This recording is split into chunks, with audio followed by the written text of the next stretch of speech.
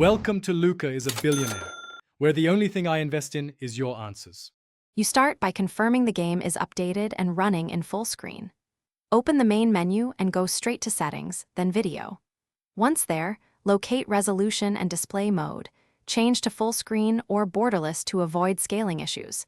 Make sure you note current values so you can revert if needed. You do this now to prevent later conflicts with UI scaling, because changing modes can reset other display options. Save a screenshot of defaults before proceeding. You now set resolution to your monitor's native value to get sharp output. This prevents blurry upscale artifacts.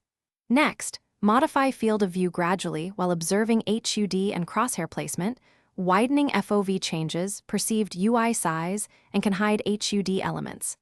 Then adjust HUD scale or UI size so menus and text fit correctly. Small increments work best. Once done, apply changes and test in-game for clipping or stretched imagery. Because FOV and HUD scale interact closely. You finish by applying settings and immediately testing in gameplay. Walk, sprint, and open your inventory to spot misaligned UI.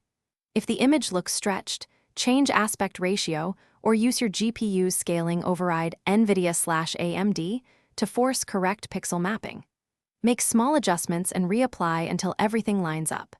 If you see black bars, flickering, or crashes, revert to your screenshot-backed defaults and reapply one option at a time to find.